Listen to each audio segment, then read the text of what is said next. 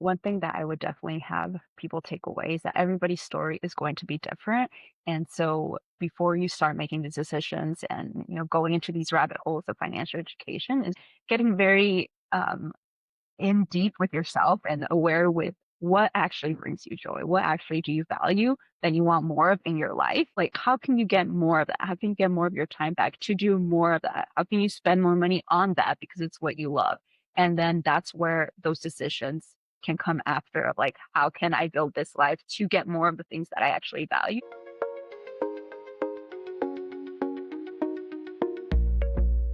Hello, hello, and welcome back to the Ambitious Women of Color podcast. I'm your host, Jessica Lynn Rojas. Today, we're talking about building wealth without sacrificing your life. My guest is Maideli Garcia, a Latina money coach who went from teacher salary to tripling her income in tech and now helps women of color get intentional with their money. We're talking about making money work for you, strategic wealth building on W-2, and why your money journey doesn't have to look like everyone else. If you're making good money but don't know what to do with it, this episode's for you. Let's get into it. Hello, Maideli, and welcome to the podcast. Yeah, I'm so excited for today's topic. And I want to start first by our opening question. What is one thing you refuse to sacrifice for your career? Yeah. Oh, wow. This is a great question. I think for me, it would definitely be my mental and physical health. And I say that because that was the one thing I was definitely sacrificing when I had my career in teaching. And that's the one thing that I refuse to sacrifice now. No matter how great the pay is, no matter how great the benefits are, like that to me is the thing that I will not sacrifice. And we can go into a little bit of what that means for me and what I look for. Yes, that is a common theme from women that I've brought on the podcast, also from people that I've coached, and myself included, is like we are raised to be super committed to our careers and give it our all. And that leads to burnout, that leads to self sacrificing. And we think that we need to do that because that's what we were modeled, right? Mhm. So we reach a point in our career where we're like, oh my God, like, no matter how committed I am or how much I want success or I want this career, it's not worth my physical and mental health. And then when we make changes, we realize that actually slowing down or being more intentional like help even better in like your career, but everywhere in your life. So I just love that you were able to like learn that early in your career and now you're able to prioritize yourself. Yes, absolutely. And to your point, I think there's a lot of conditioning, based off of Mhm. how we grew up. And I don't think everybody's experience is different. But my growing up, my parents were in jobs that required a lot of physical labor Mhm. and physical, there was a lot of strain on their physical ability to like complete their job. And so they would come home and they were exhausted mentally, physically, everything. And so growing up, that's how I was conditioned to see work looks like that. And even though, yes, I was getting an education that they weren't, when my work started to exhaust me the way it did, it was almost like an indicator of like, yes, I worked hard today. I deserve the money that I'm getting now because I worked hard and I am tired and I'm physically exhausted, mentally exhausted. And so therefore I'm deserving of this because I worked this hard. And that was something that was very hard for me to break later on because I did think the harder I work, the more exhausted I am, the more money I should be getting, the more I should be loving my job and the more deserving I am of it. And that's just so far from the truth. And I know we will definitely dive into that because like what you said right there is what a lot of us like grow up believing that we need to work hard to make good money, that the hardest worker is the one that is going to make the more money. But if you look at society and you look at the billionaires now, they are not the hardest worker, they're the smartest worker. They are finding how can they be strategic where I'm paying somebody else to do the things that I don't have time to do so that I can focus on the things that are going to make me money. So I know we'll dive into that, but it's just like you touched on something so important that the hard and sweat equity doesn't mean that you are more worthy and deserving of more money. So Yes. I would love for you to like dive into your story because I know you went from teaching to tech and would like to learn how did that change your journey from teaching into tech and what were some like significant changes that you saw in just that's a really like huge transition and pivot Yeah. in your career? Wow. Yeah, absolutely. Yeah, where do I even begin? I was in teaching 7 years. Year seven was in 2021, and that's when I decided to leave. I was, burnt out. I was exhausted, and I started my personal finance journey in around 2019, 2020. During the pandemic, I had more time to read books and just sit with myself and learn new things. And so that's when I started my journey and I just got obsessed. I went on a rabbit hole. I, had that moment of why didn't anybody teach me this in school? Like I understand why my parents didn't teach me this, but why didn't I Mhm. learn it anywhere else? And does everybody know this? And why doesn't everybody know this? And specifically with things just like investing or how money works, and how it could work for you. And so I started my personal finance journey and I started being very diligent about how I spent my money, what money meant to me, working on my money story. And at the time, I was the most I made as a teacher was okay. And so at the time, I wasn't making what some would consider a lot of money for you know paying rent and doing all of those things. And so at that time, I decided that I wanted to do it how it fit me with the salary that I had. And that's what I did. And so I started budgeting with the salary that I had. I started learning and seeing if I could invest even a little bit with the salary that I had. And long story short, I realized that at the end, like, yes, this is possible for me. Even at 45K, I can still, invest, I can still save. It took a few years to find rhythm. And then I realized, like, I don't want to keep finding places where I could cut back. So what is the alternative? If I just want to stop cutting back or adding more side hustles, which at the time I was doing, how Mhm. can I fix this problem where I don't have enough to meet my goals? And the solution to that was making more money, making more income. And so that was my next step is okay, now I know how to budget, now I know how to save, now I know how to invest.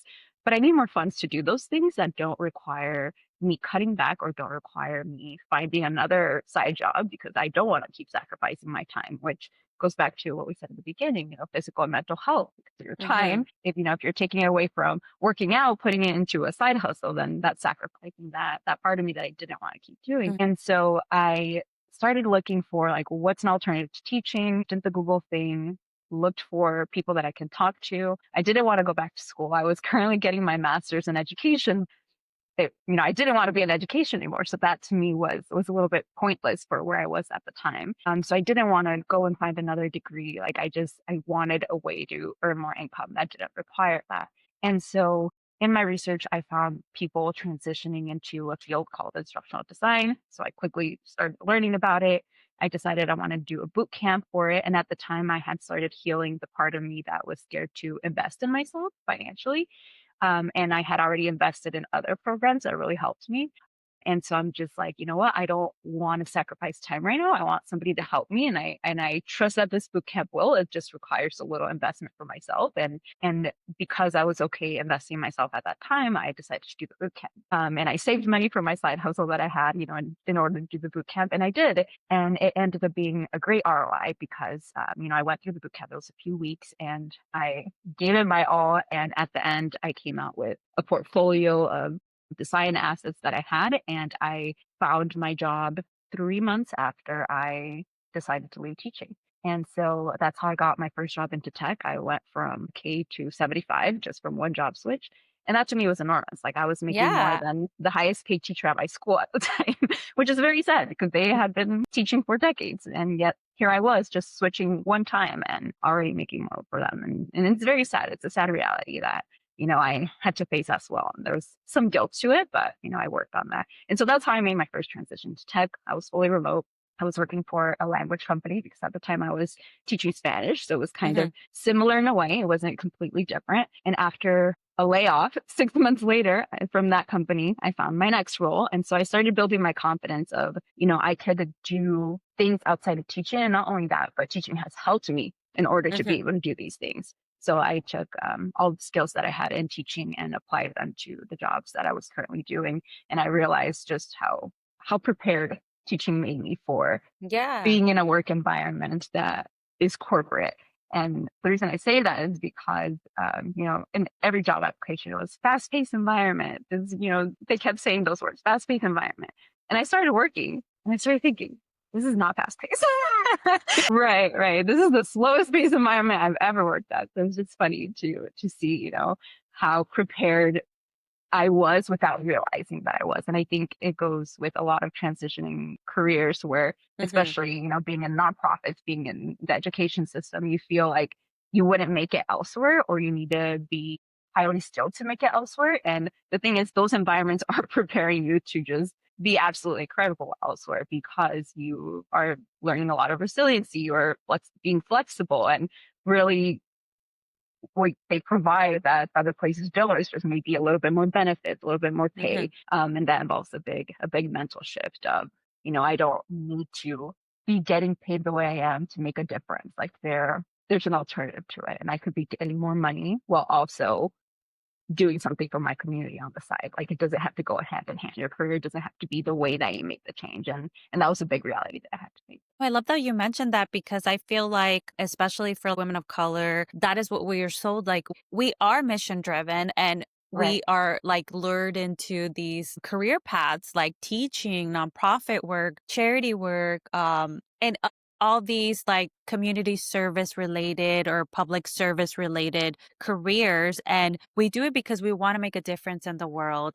But then oftentimes those places underpay, especially for people of color, because even when you are already underpaid, like you might have somebody who negotiated because they know that they deserve to make more money and then negotiated versus the way that we're taught is that you should be grateful for any salary you get. So that's like a huge shift. I work in healthcare and I make really good money and I'm still making a difference in the world. And also I have my business on the side that I'm changing women's lives. So there is so many ways and it doesn't mean that you need to make a low paying salary so that you can make a difference in the world. So I'm really glad that Absolutely. you were able to learn that and teach that because it's so important, especially for our community that we are always like trying to help others and uplift communities, but we can't do that if we don't help ourselves, if we don't build the wealth that we need, because the more money we make, the more good we can do in the world. Yes, absolutely, and that's exactly, what I try to work on with my clients is that last thing you said right now. It's like, okay, why are we doing this? Why are we trying to save this money? Why are we trying to invest? Why are we trying to grow wealth? Like, there's always a why behind it, and most of the Mhm. time it comes down to that. Like, I want to make a difference in people's lives, and people automatically assume that that means the career that I choose, but not necessarily. That means what you have the financial peace that you create for yourself Mhm. means even greater support for everyone else. And I know that we might cover this later on, but that was also a big shift I had to make in terms of, helping family financially, Mhm. because, I was very much like, my parents put me in this country to get an education, get a good job, and now I need to give back without realizing that I needed to sustain myself first because that's the only way I was able to give back in a way that doesn't cause resentment or in a way that doesn't Mhm. cause my own financial, burn to the ground. And so that is also something that I have to work on is how can I continue helping family in a way that I'm not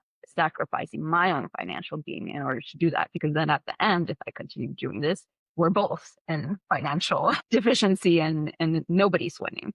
And so Yeah. I think the big thing that I try to have my clients take away and that I had to learn the hard way myself is when you win, everybody else around you also Yeah. wins. But when you sacrifice yourself, everyone, including you, loses. And so that was a big thing for me. It's like you win first, and then everyone around you gets to win with you. Yeah, I work with women that are high earners or they either make, high five figures, six figures, but they're either the breadwinners in their home or they're supporting their family and they still feel that struggle of like making ends meet or feeling like paycheck to paycheck and then, trying to see like, okay, what are the things that I can cut back? And like you said, that it can start having that resentment where you want to help and you want to provide. But if you are sacrificing so much because of that, how do you navigate that when you need to make decisions of like, okay, I can't do this for myself because I'm, paying all the bills or because I'm helping my family. Like, how do you usually support your clients with like navigating those kind of issues? Yeah, yeah. And I think a lot of it comes down to understanding where you are financially and what you are capable of financially, not only to support yourself, but then later on to also give to others, and that includes family. And so that's one thing that I think a lot of people don't realize is just where they actually are financially and what is their capacity to, pay different things in their own lives. And so without realizing how far their money is even going within themselves, it's really hard to have an understanding of how much can even go to family. And so a lot of times they end up in situations where they're giving more than what they actually are capable of giving. And so that Yeah. causes a negative, right? Negative in whatever they have. And so we start off very much by just understanding where they are individually in their financial capacity to do things. So in their own money flow, how much are they making? Where's that money going? And what do they have left over for other things, whether it's, saving, investing, whether it's just spending on yourself on something that brings you joy, or whether it's giving to family. And so that's the first step. And I remember when I did that as a teacher and, I had very little to give to family. And I'm just like, Mhm. whoa, like, no wonder, I'm in debt because I'm giving this much when I don't actually physically have the dollars to be giving this Mhm. much. Mhm. And so when I first started creating my budget, making 45K, like I did have to lower the amount, that I would send to my mom every month. She was a widow, a recent widow at the time. And so it was a hard decision to make. Yeah. I'm taking away from, the mother, the woman who gave me birth, who has helped me out through everything. But I had to really remind myself, like, this is temporary. Like, I'm doing this so that later on I could give even more. And so Mhm. I lowered the amount that I gave her, and that doesn't mean I left it at 0, right? It doesn't have to mean that, like, it's Mhm. not either or, it's not this extreme of I'm either giving this much or nothing at all, but I did a number that worked for me based off of my numbers, and I think that's the big step that, you know, people don't take, is actually looking at their numbers and seeing, like, what they're actually capable of supporting family with, and, having that conversation was also very hard, and I'm lucky that, my mom was very understanding at the time, and, she was just like, "Yes, I understand you need to take care of your own things." And I was still able to help in a way that made sense for me. And so I knew that the moment I started making a higher income, I would slowly start increasing that, but also start increasing my own goals, right? My saving goals, my investing goals. Yeah, long story short, like now I'm at a place, years later where I can fully give to my mom. Like she needs something, like I got it. And I know that it's not going to sacrifice other things that I'm doing because I know Mhm. my numbers. I understand my financial ecosystem. Like we're taking my mom on a Europe trip this this That's winter because, and exciting. so and I've spent like months in Mexico with her at a time. And so I've been able to give so much more now that I'm a place where I feel okay with my financials, and I don't feel like, resentment towards her for doing Mhm. these things. Like it's wholeheartedly because I want to, it's because I know that she also deserves this, but it's not sacrificing my own health, my own financial ability to support myself. It's not sacrificing. And so it's very beautiful to get to this place. And it's a hard thing to wrap our heads around, especially when we're not on this side yet. We're still in the Yeah. beginning side. And that's something that, I have to work on with clients. And it's hard. I don't expect it to go from, one day to the other, just have the mindset shift perfectly. It's something you have to work on every day and, fight through that guilt. But when you have the numbers in front of you, when you have the systems, it's a lot easier to do than when it's all just arbitrary, like in your head, like, Mhm. can I do this? Can I not? And so that's why laying the things out, laying out your structure and your money flow and figuring out the actual numbers is very helpful, just because it starts being less of a just, psychological thing, but it's Mhm. it's also logical. It's also like it's Yeah. in the numbers. You don't have the capacity to give that much, And so it just becomes an easier thing to do, like the more that you said. Yeah, no, I love that you mentioned that because it's like you can have that guilt and you're like, "I wanna give, but if I give, then I'm not gonna have enough to buy groceries this week," Right, or right. and so it's like sitting with that guilt, but like you said, once you see the numbers and you're like, okay, are you going to be able to eat this week if you give those $100, or if you give like what you have, or what if, like you said, it leaves you at 0? It's like you can't take care of people if you can't take care of yourself first. And I love that you were able to experience the other side. Like you had to make decisions to give less at the time with what you had, but now you're able to give from overflow and it doesn't Yes, lead to resentment. It doesn't right, lead to frustration or self sacrifice. I love that. right. And it sounds like, your mom was really understanding and didn't have those like expectations that no, I'm, your mother. I raised you. I birthed you. Cause there are times that there are families like that. And I Yeah, think that that's like the challenging part when, say your parents didn't have any financial literacy and now they're like, okay, well, I came to this country for you. I sacrificed everything for you. Like it's your turn now, and have those expectations. And in Latino culture is like so much expectation of you have to take care of your parents and but there's that other side when they're not understanding and they have these Absolutely. expectations like let me use your credit or co-sign this for me or Mhm. you need to pay these things for me now because I'm not working or you make more Right. money. That's like challenging. I'm curious if you had clients that had to navigate that and how have you helped them? Yes, absolutely. Absolutely. And yes, to your point, like I know that I was in a situation where, my mom was very understanding.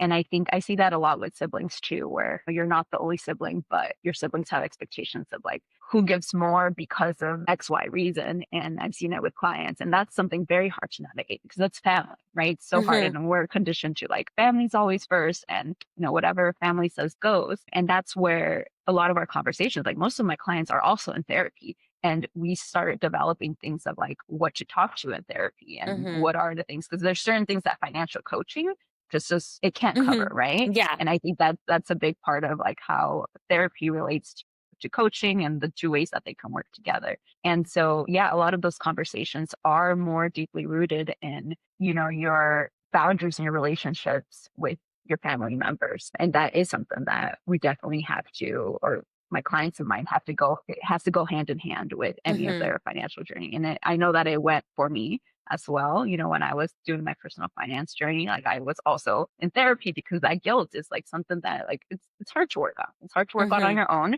And sometimes you do need that professional support to help with that. But it all comes down to like if you put it simplistically, is setting those boundaries with yourself and setting those boundaries with family members and withstanding, the backlash that you might get. And it is a very hard thing to do. And it's not easy. But yes, I think just understanding that whatever boundaries you decide to set, it's for the greater good of everybody around you. And I think that's the hardest thing. Like it's not something that you're setting because, you don't care about this person, but it's something that you're setting for yourself so that in the future you could decide to help this person if you want to continue having a relationship with this Mhm. person, right? There are situations where sometimes it's abuse, it's financial abuse. And that's Yeah. where, again, professional help is very important because the decision might be not to have a relationship with this person, which is really hard for me to understand because I Yeah. cannot imagine that with my mom, but I know that's the reality of some people and it's a true reality. And that's where a lot of that support is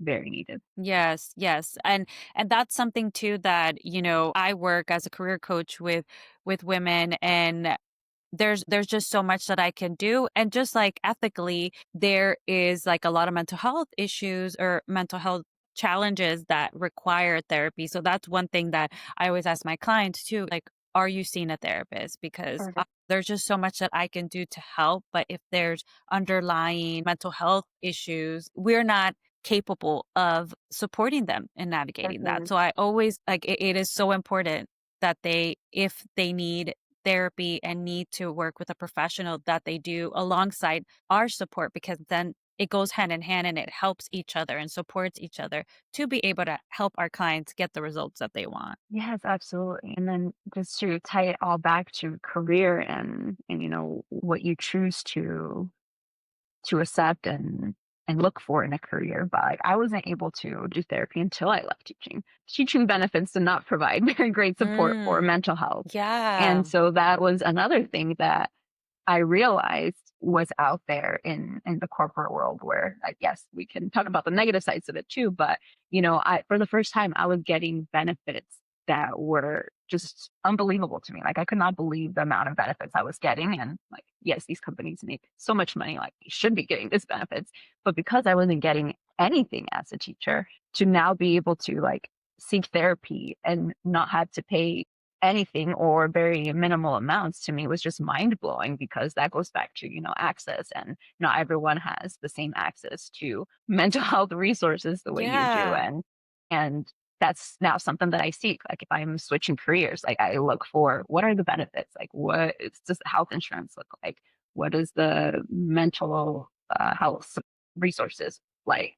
What is the K match, like all of those things that I didn't look for before that I didn't Yeah. even realize were a thing. I now look for those things because those are important into my, again, physical and mental well-being that I'm not willing to sacrifice for any job. And so that's another thing that sometimes I work on with my clients, especially those high income earners that don't even realize these are all benefits that you should be looking for other than just this salary, because Yeah. they are going to make a difference in your wealth, whether, it's directly, indirectly, they will make a difference. Yeah, and important to realize that because one job could be paying you more money on paper, but then their benefits are lacking. And then another one could be paying you less money, but then with the benefits, it's that way. Actually, my current job, I had that situation where like I technically didn't get like a pay bump in my salary switching to this job, but then because they pay 100% from my health insurance and I was like doing the math of how much I was paying before and it was a lot that I was paying Okay. before for health insurance. So I was like, well, actually I'm making more money like in the Yeah. end because they're covering my health insurance, covering like therapy, covering all that stuff that I don't have to pay. Like my copay is like $5. Yeah. Yeah. So it's like, oh, you have to like really look at what is the whole entire package because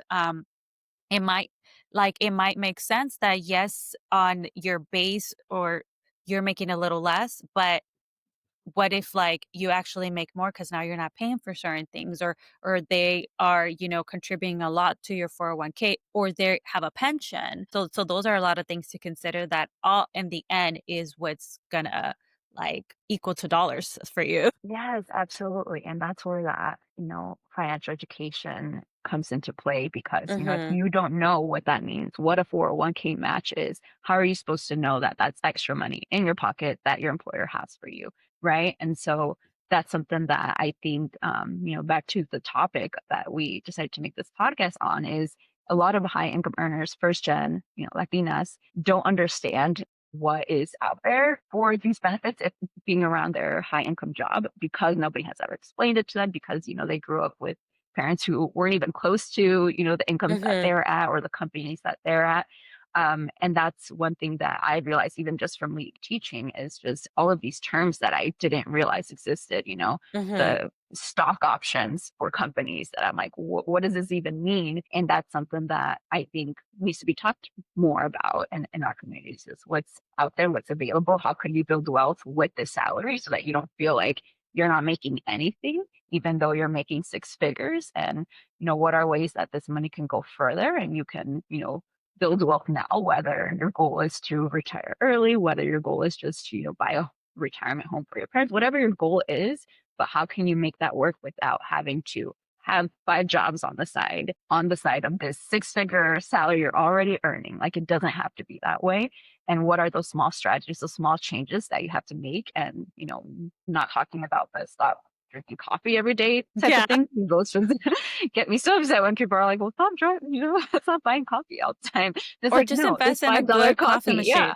Or like Just for me, I bought like I during the pandemic, I like bought like an espresso and then I was like loving making coffee at home. So then I bought like an extra espresso machine, like the Breville barista, like the yeah. manual one. And I'm like, I never need to go. I mean, I go to coffee shops if it's like I'm going with somebody and I still like Mhm. love, local coffee shops. But it's like for a daily coffee, like I have barista style like, quality coffee in my Yeah. house. But yes, like you said, like those $5 or I mean, I think it's like $10 now, right, for a coffee. What if like that made you happy? And there's other Yeah. ways that Yeah. you can Right. cut back and Yeah. still And not feel like deprived because I'm sure that you probably like, work with people this way too, where it's like your idea of a budget is like, okay, I can't do anything.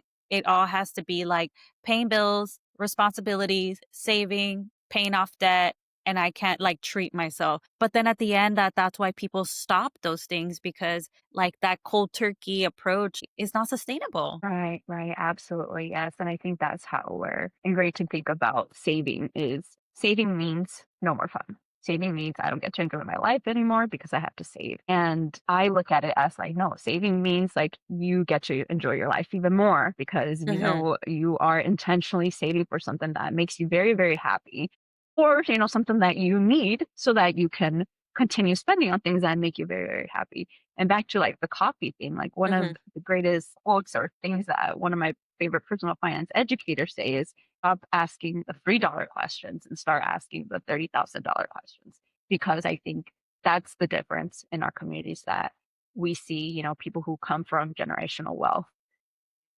have that we don't is that we're consistently thinking of those $3 questions. Like, how can I cut back on this? How can I, remove Netflix? Da da da da. And I'm not saying those things don't make a difference and they don't matter. They absolutely do when you have an intentional plan. But we don't have enough people saying like, how can I open a Roth IRA that's going to grow, continue to grow exponentially in the next few years? How can I get this 401k? How can I negotiate my salary? Because those are the questions that are going to make the biggest difference. And those are the Yeah. ones that we are not asking ourselves.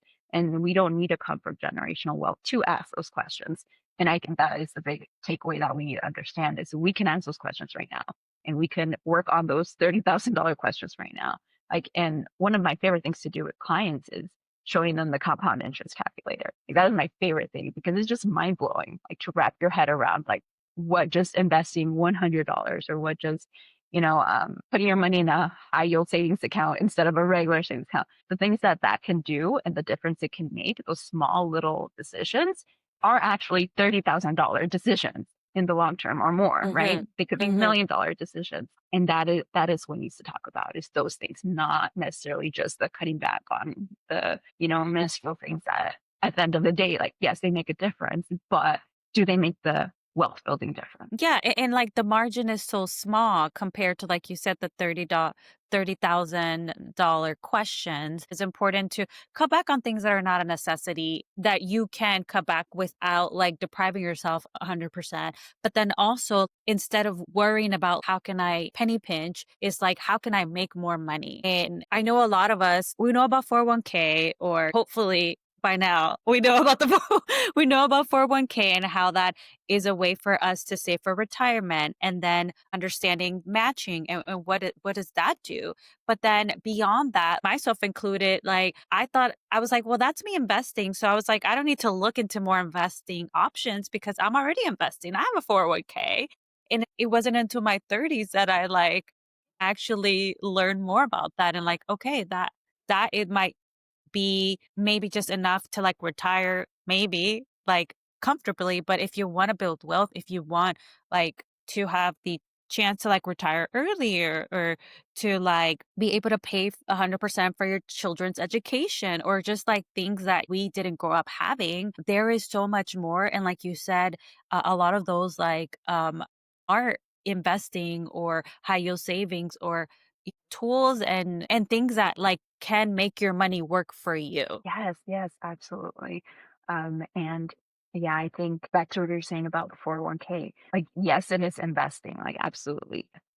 I still like I preach the Roth IRA like if it were, my job to just preach it for my entire life because it's just such a powerful tool.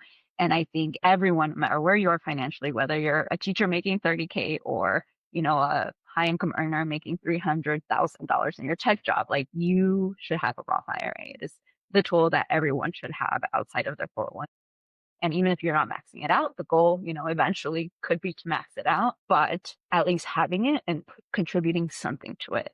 And I think that that is like one of like the solid like things, action items that you could do no matter your income level to build wealth outside of just your 401k. And can you explain for people that are not familiar with like what a Roth IRA is and how that is different for a 401k and how that can like supplement? Absolutely. So an IRA stands for individual retirement account, and it is an account that anybody who is earning an income can open. So even if you're like, let's say you're a 5-year-old model who earns money from modeling or YouTube, I think is what the kids are doing nowadays, but Yeah. your parents could open a Roth IRA for you because you are earning an income. So it's an account that anybody who is earning an income can. The thing that makes this one a Roth versus just a regular IRA, it could be regular, but a Roth one, which is the one that I preach a lot towards because I think it is so powerful, is that the money that you invest in it has already been taxed, right? So you invest money that you got from your job, your check, and it has already been taxed, money that's already been taxed. So you put money in there, just like if it were a savings account, just like if it were any account, You put money in there that has already been taxed. And so the growing that occurs over time grows and you never have to pay taxes on it again. And that's what makes it very powerful because, whereas your 401k, if it's not a Roth 401k, the money you're putting in it hasn't been taxed yet. It Mhm. grows, it grows, it grows. And that retirement, you can pull it out, but then you pay taxes on the money. And I'm not saying taxes are a bad thing, right? Like we Mhm. pay taxes, that's what we do. But what makes a Roth IRA so powerful is that once you're ready to take it out at retirement, you don't have to pay taxes on any of the growth. You don't have to pay taxes on anything. So everything that it compounds over time is yours at retirement. And you would have to pay a penalty to take it out early, but you don't have to pay taxes on it. And that is just a powerful, powerful tool. And that is Yeah. why the IRS sets a limit on how much you can contribute. Because obviously they Mhm. want to control, how much you can actually get from this powerful tool. Mhm. And that's what I mean by maxing out is there's a limit of how much you can actually get, which I believe right now is 7,000. I think it just increased. It might have gone to 7,500 for next year. I'm not sure the exact number, but I think it's around there that you can contribute a year to this account. And what's kind of cool about this account as well, and I don't recommend this, but because the money you put in there has already been taxed, you can actually pull out money that you have contributed without being penalized, even if you do it before retirement. Like, let's say Mhm. you have a down payment on a home and you have money that you've contributed to this account, at least 30K. You can pull out those 30K if you wanted to, right? I don't recommend it because I think money in there should be set aside for retirement, but just to know that you have that ability, that it's not just this imaginary account that you can never touch or you can't touch until you're retired. Like that's not necessarily true. And a lot of people think that it's just this Mhm. imaginary number that doesn't actually exist. But no, it's actually an account you have that is tied to your wealth, that's tied to your net worth. And so you have that account on the side. It's not just something that your employer's holding for you that you'll never be able to touch. And I think a Mhm. lot of people think of their 401k that way, where it's part of my employer thing, like, I don't actually see the money in my hand, so therefore it's not mine. And they Yeah. don't put as much, importance on it.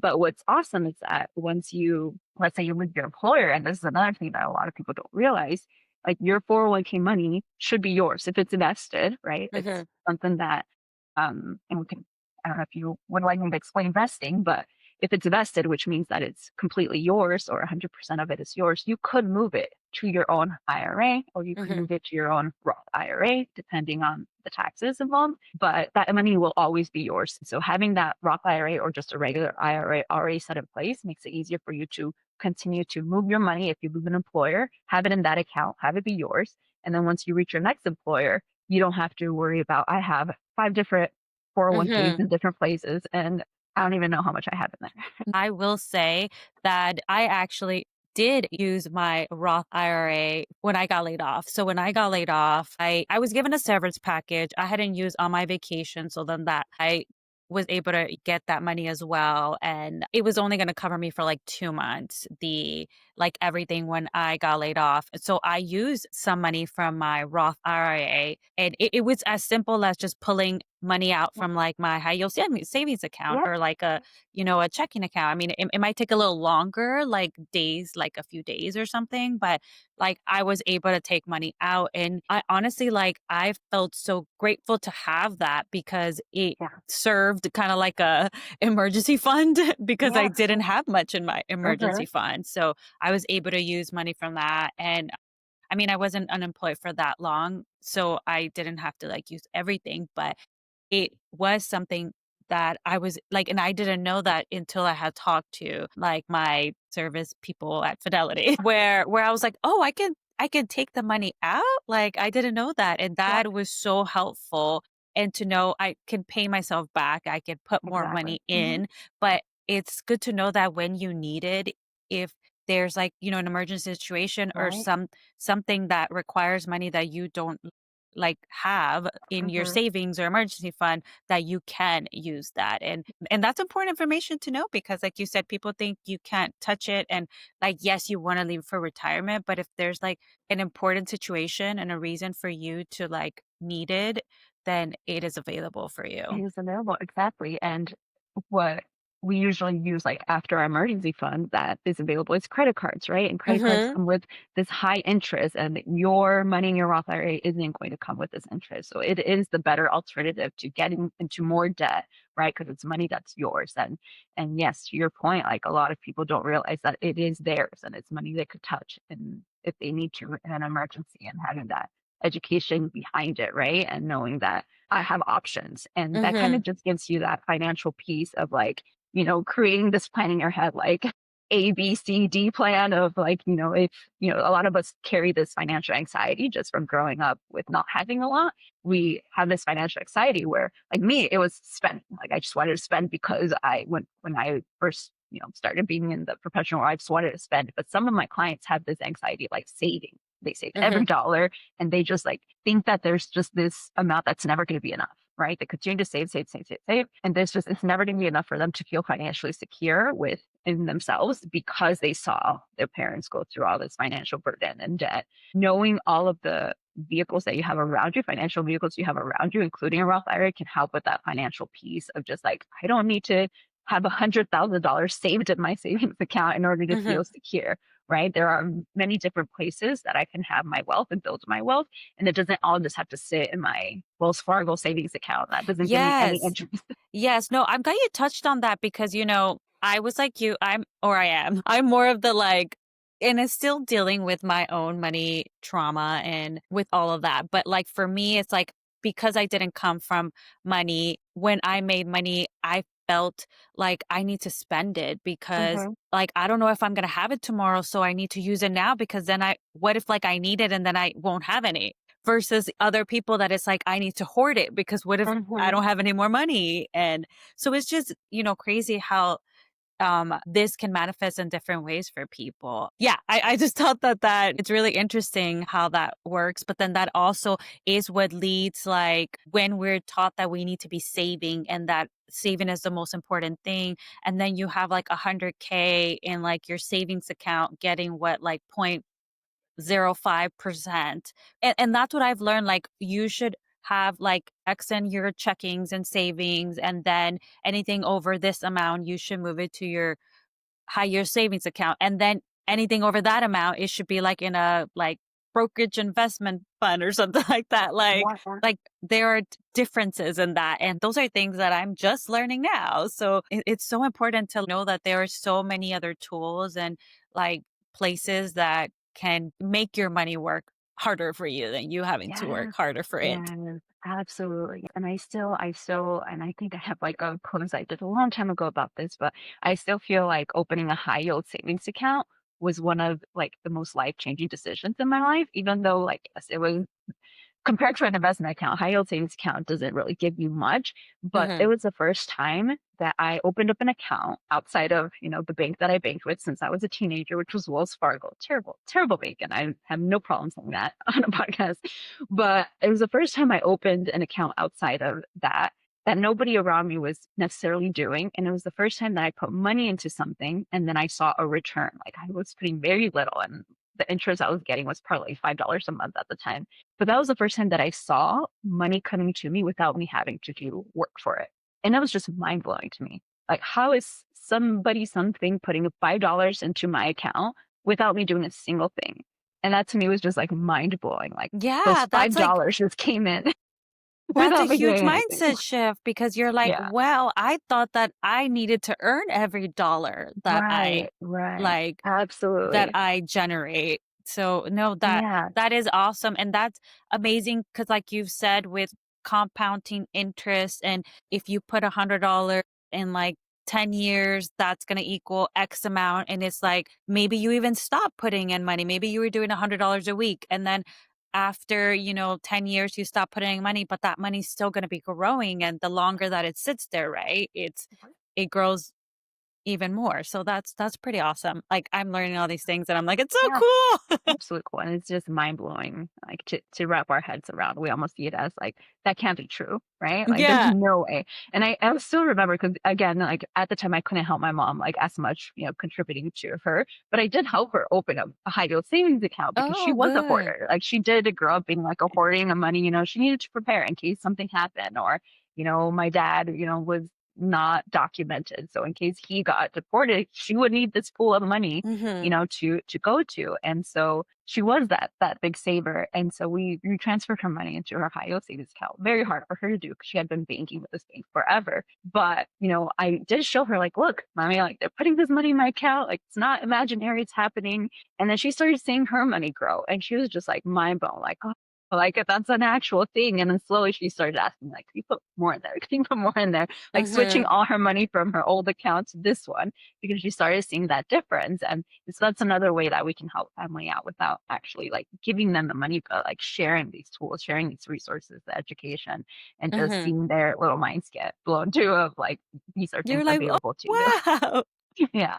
Yeah. Because, yeah, And for her, she probably didn't know money or maybe knew, logically, but never experienced the having money work for you. yes, yes. And now she has her own brokerage account, her own retirement account, and just seeing how that money has grown is just mind blowing. It's mind blowing too for her to know, and me trying to explain it to her in a way that she understands, and her now trusting that which she didn't trust before. Like it's an amazing thing. But yeah, I think that that's something that needs to be talked about more in our Mhm. communities, and it hurts me when instead I see things like whole life insurance being talked about that is not a Yeah. real way to build wealth, and that's why we're here and having this conversation. Yes. I wanted to like switch gears a little bit and because I know that a lot of people in like these situations where you're making good money, but it's not like really taking you far because of inflation or just life. So you think that you need to have a side hustle or you think that you need to like have all these multiple side hustles to help you with that. And I know that you've talked about like side hustles that they can be temporary. They don't have to be permanent. And I'd love to explore that a little bit with you. Yeah, absolutely. And that is something that I definitely tell my clients when we're at a point where we realize, okay, we need to make more money, right? We are at a point where we don't want to continue sacrificing these things. How can we earn an income? And I make it clear that my favorite way to make more money is to get a higher paying job, right? To Mhm. negotiate, to have that higher salary. But in different situations, we might need a side hustle. And I will forever preach that side hustle should be temporary. I absolutely believe that because I think time is one of our most powerful assets. Time is what we use to work on, our other mental health, physical Mhm. health. And so the less time that I can possibly sacrifice, the better for me. And so a side hustle should have an intention. We should have an intention with our side hustle. Like for me, I love to use the example of the boot camp because it really was money that I didn't have. And I'm Mhm. just like, okay, how much do I need to work in this side hustle for me to be able to pay for this boot camp to get me to that ultimate goal? And once I completed that goal, I wasn't doing that side hustle anymore. Like I knew that the extra hours I was putting toward it was temporary, it was for a reason. Therefore, it felt better for me to continue doing it. And Mhm. what I try to make sure people avoid is adding a side hustle, thinking more money equals I'm going to feel better about my financial Mhm. situation without really realizing where's that extra money going towards. So those extra $500 you're making a month, where are you putting that money? What is the intention behind it? Or is it just drowning in the rest of your financial, system because you're not aware of what it's actually doing for you. You're not aware of what it's actually going toward. And so that's why I talk about side hustles being intentional and they can be temporary for you to reach the goal that you want to reach. But my favorite way of earning more income is to negotiate, is to earn the higher salary. And Yes. sometimes we need side hustles to take care of things until we're able to do that. Maybe we got laid off and we need, a few side hustles to get us to the next step Mhm. before we do the next thing. But side hustles should just never be a part of your life forever because it's not sustainable. It's not sustainable, or you'll have to sacrifice time with friends, family, children, whatever it is, in order to continue sustaining that. And it's just not worth it. But sometimes they're necessary, right? Sometimes they're necessary for a period of Mhm. time.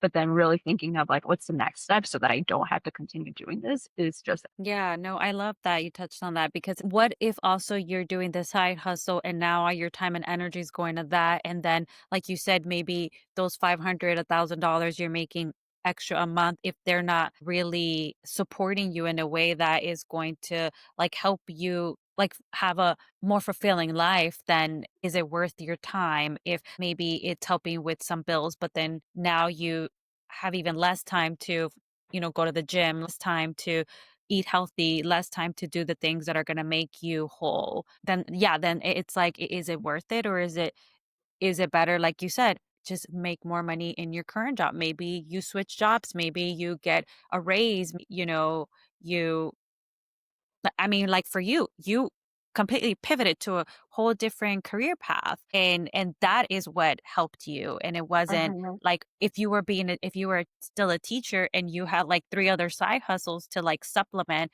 versus now you are just spending those 40 hours. I mean, I'm sure you were working way more than 40 hours in teaching, but now you work 40 hours and make twice as much or more.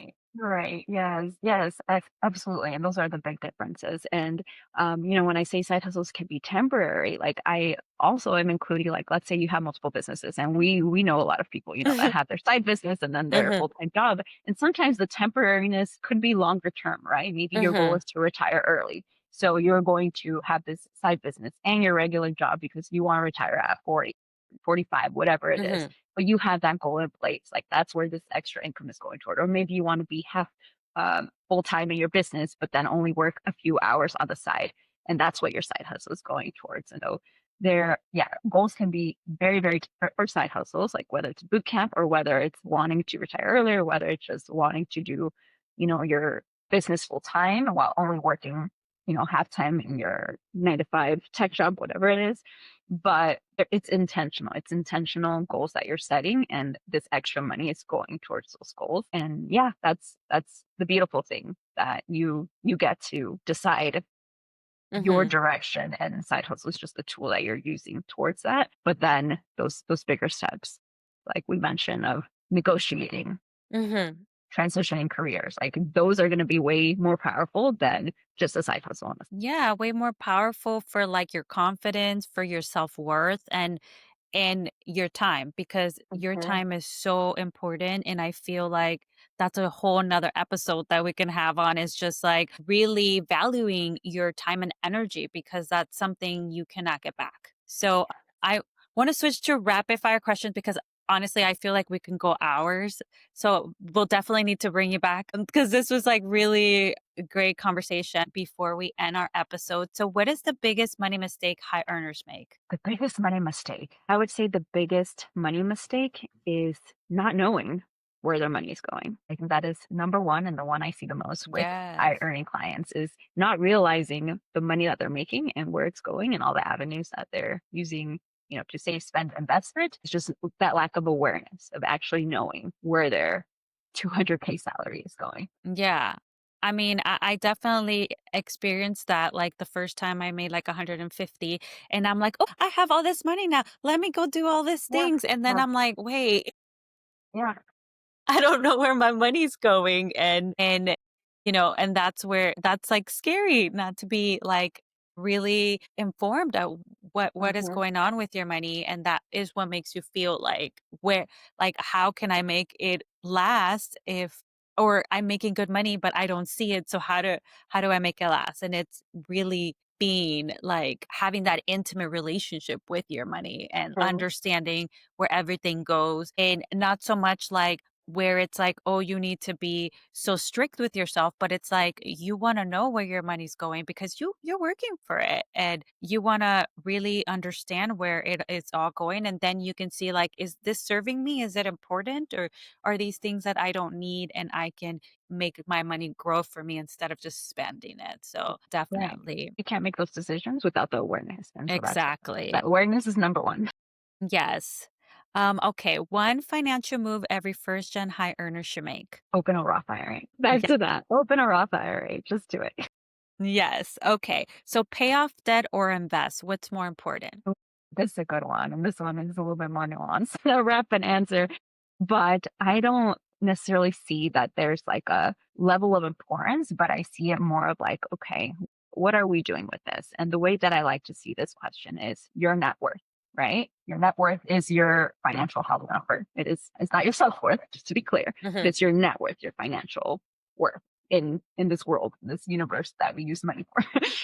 And so when we think about investing in paying off debt, is we want over time our net worth to continue to increase. So if you think about it, if you are paying off debt, your net worth increases because you're Mhm. paying off the negative.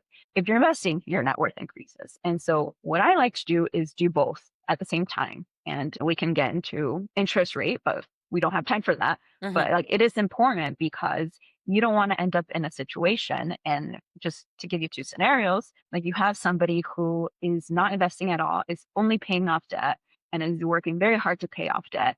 In 30 years, they finally have your student loans paid off and you paid them all off. But now your net worth is zero because yes, you paid off the debt, but your net worth used to be 300,000 in the negative. And now you Mhm. paid off your debt and now it's zero. So it's still increased over time. It's still a great thing, but now you're at zero and now you have to, pick it up.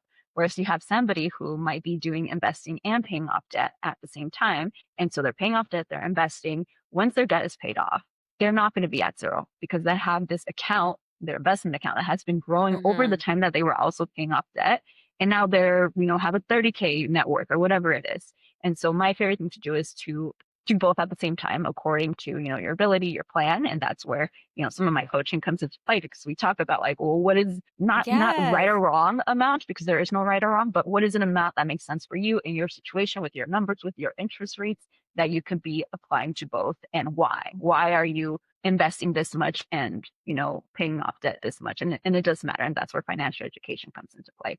But to your point, I don't think there's like a right or wrong answer or which one is Yeah. better, but it's important to know what society each does for the other in terms of net worth. Hopefully that was too quick. No, that's perfect. And also you brought up the point of like this is why you have professionals or coaches that can help you make those decisions so that you're not like the first scenario where you're like, "Oh, I'm paying everything off as fast as I can." And then when you're done with that, you're at zero versus if you're strategic and intentional about it and you have somebody that can help you see the bigger picture, then you are able to like finish paying off that debt and still having money growing for you at the same time. I love that. All right. So before we close the episode, what is one thing you want listeners to take away today about building wealth without sacrificing their lives or values? I think one thing that I would definitely have people take away is that everybody's story is going to be different. And so before you start making these decisions and, going into these rabbit holes of financial education and getting very in deep with yourself and aware with what actually brings you joy, what actually do you value that you want more of in your life.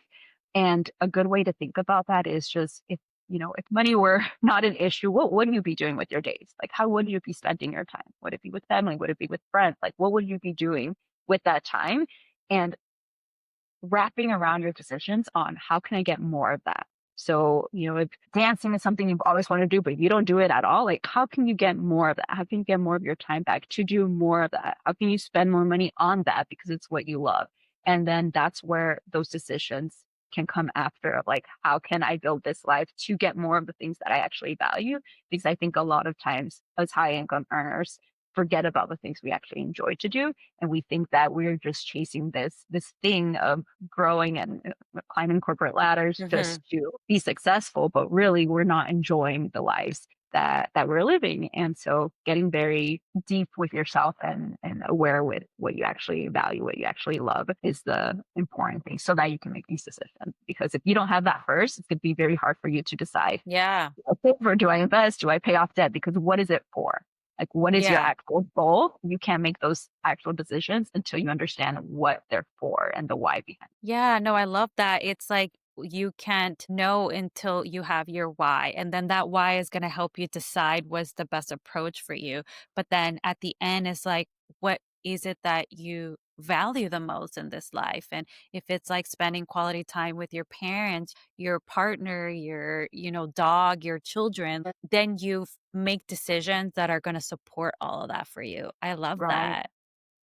Yeah, Yeah. So tell us absolutely. how can, people find you? How can they work with you? Yeah, the best place right now would be Instagram. I haven't been as active recently, but I have a goal to get back to it. And I offer right now one-on-one money coaching. I still do that. I still work with clients on the side, even if my content isn't as up to date as it should be. But do one-on-one money coaching, and then I do one-on-one teacher transition coaching, which I've Yep. just been having a blast with because it's something I'm very passionate about, Yeah. helping teachers. And I've actually started working more with also people in higher education or nonprofits because they go hand in hand Mhm. with, the experience that I had in teaching. And so those are my two services right now. If people want to work with me, but if you just want to follow me or chat with me, then Instagram is the best way to do it. Perfect. Well, thank you so much for joining us today. I know that so many listeners are going to have so many like aha moments, mindset shifts, and so much value from this. So thank you so much. Yes, thank you. Thank you for having me. I hope you got exactly what you needed from this episode and that at least one thing clicked. One shift, one conversation, one thing you could actually try this week. And if you're listening and thinking, okay, but how do I apply this to my job, my situation? That's where I come in. I work one-on-one with ambitious women of color who want to grow in their career, get promoted, negotiate more money, or make the next move without burning themselves out or losing their peace. We get clear on the strategy, work through what's really getting in the way, and build a success that actually fits your life. If this episode resonated and you want support, you can find me at jessicalynn-wellness.com or DM me on Instagram at jessicalynn-wellness. We'll chat about how I can help you thrive in your career and in your whole life. And if you know another ambitious woman of color who needs the conversation, share this episode with her. If you loved this episode or the podcast, leaving a quick rating or review helps more women find this space, and I appreciate it more than you know. Make sure you're subscribed so you don't miss what's coming next. You don't have to choose between the career and the life. You get to have both, and we're building that together. I'll see you next week. Vámonos.